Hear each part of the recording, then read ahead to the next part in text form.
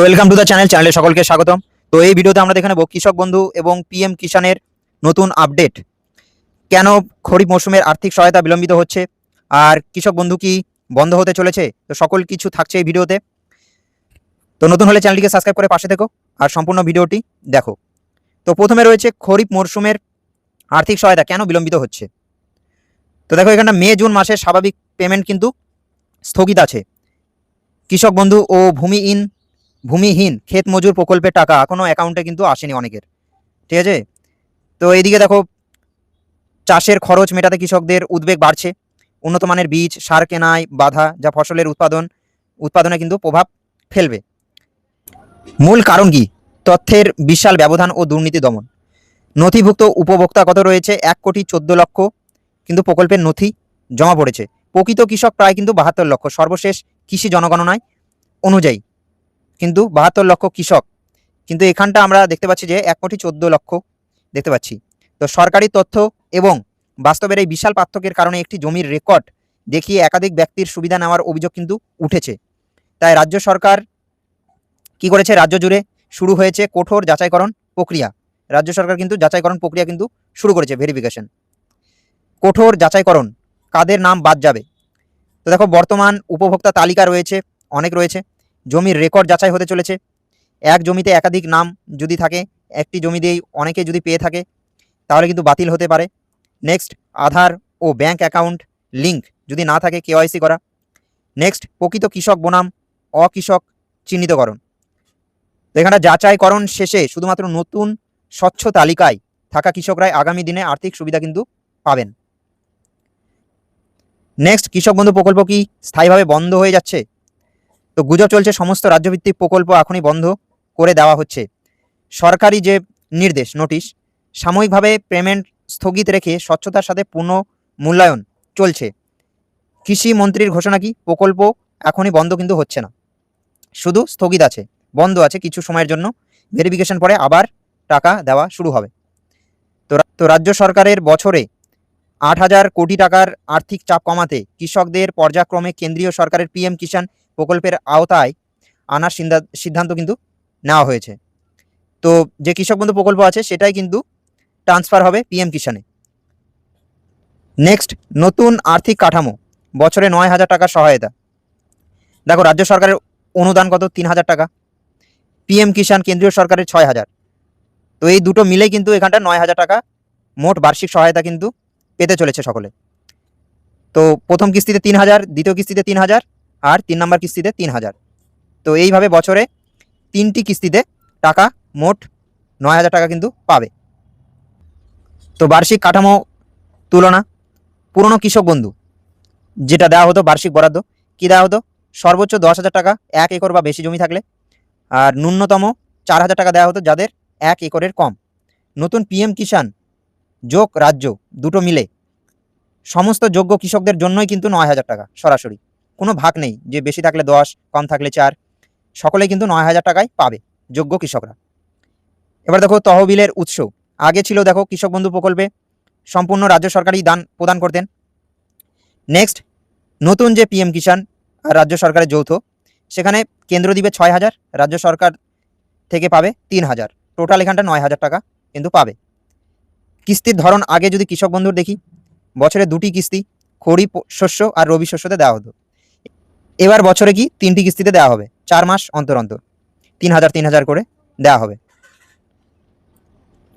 Next, শস্য বিমার নিয়মে বড় পরিবর্তন। দেখো বাংলা শস্য বিমা সম্পূর্ণ বিনামূল্যে, কৃষকদের কোনো প্রিমিয়াম দিতে হতো না। প্রধানমন্ত্রী ফসল বিমা যোজনায় বাজেটে নতুন ঘোষণা করা হয়েছে, বিমার আওতায় আসতে কৃষকদের নির্দিষ্ট পরিমাণ কি প্রিমিয়াম জমা দিতে কিন্তু হবে এখানে। অন্যান্য গুরুত্বপূর্ণ জনকল্যাণ প্রকল্প ঘোষণা, অন্নপূর্ণা যোজনা, দেখো মহিলাদের জন্য আর্থিক সহায়তা, লক্ষ্মীর ভাণ্ডার যে টাকা সেটা দ্বিগুণ করা হয়েছে। তো জুনের শুরুতে প্রায় 20 লক্ষের উপরে মহিলা 3,000 টাকা করে পেয়েছেন। দ্বিতীয় পর্যায়ে আরও 1,50,00,000 উপভোক্তা অ্যাকাউন্টে কিন্তু টাকা পাঠানোর ঘোষণা করা হয়েছে। এই জুলাইয়ের 1ম তারিখে কিন্তু অনেকে টাকা পেয়ে গেছে। তো ফসল বিক্রিতে বোনাস, কৃষকদের উৎপাদিত ফসলের ন্যায্য মূল্য নিশ্চিতকরণ। নেক্সট, আলু ও ধান চাষিদের জন্য বিশেষ সুবিধা, প্রতি কুইন্টাল ধানের নির্দিষ্ট বোনাস ও আলুর ন্যায্য মূল্য, এটা কিন্তু নির্ণয় করা হয়েছে বা ঘোষণা করা হয়েছে রাজ্য সরকারের তরফ থেকে। নেক্সট, পিএম কিষাণ প্রকল্পের সবচেয়ে বড় শর্ত ও বাধা কি? দেখো, পিএম কিষাণ প্রকল্পে আবেদনের ক্ষেত্রে একটি অত্যন্ত গুরুত্বপূর্ণ শর্ত রয়েছে, যা বহু কৃষকের জন্য বাধা হয়ে দাঁড়িয়েছে। 1 ফেব্রুয়ারি 2019-এর আগে কি হতো? জমির রেকর্ড থাকলে আবেদন গ্রহণযোগ্য, সবুজ সংকেত ছিল তখন। এবার 1 ফেব্রুয়ারি 2019-এর পরে নতুন জমির রেকর্ড থাকলে বর্তমানে আবেদনের সুযোগ নেই। এখানে কি এই নিয়মের কারণ বহু প্রকৃত কৃষক আবেদন করতে পারছেন না, যা নিয়ে কৃষক মহলে কিন্তু প্রশ্ন তৈরি হয়েছে। তো আপনার কি নতুন করে আবেদন করার প্রয়োজন আছে? দেখো, আপনি বর্তমানে কোন প্রকল্পের সুবিধা পান? যদি পিএম কিষাণ প্রকল্পের সুবিধা পান, তাহলে কিন্তু আপনাকে নতুন করে আবেদন করতে হবে না, অপেক্ষায় থাকুন আপডেটের। এবার দেখো, যদি আপনি কৃষক বন্ধু প্রকল্প সুবিধা পেয়ে থাকেন, আর এখানে দেখো আপনার জমির রেকর্ড 1 ফেব্রুয়ারি 2019-এর আগের কি, যদি এখানটা যদি আগের হয় তাহলে কিন্তু আবেদন করতে পারবেন পিএম কিষাণ প্রকল্প এখনই। আর যদি না হয়, যে 1 ফেব্রুয়ারি 2019-এর আগের না, তাহলে আপাতত সরকারি নির্দেশিকার জন্য কিন্তু অপেক্ষা করতে হবে। তো আবেদন যদি করতে চান, তাহলে আবেদনের প্রয়োজনীয় নথিপত্র কি কি লাগছে সেটা হচ্ছে আধার কার্ড, নামের বানান ও জন্ম তারিখ কিন্তু সঠিক রাখতে হবে। যাদের আধার কার্ডের নামের বানান বা জন্ম তারিখ বা আধার কার্ডের সঙ্গে মোবাইল লিঙ্ক নেই, ডিবিটি লিঙ্ক, তারা কিন্তু তাড়াতাড়ি করে নেবেন।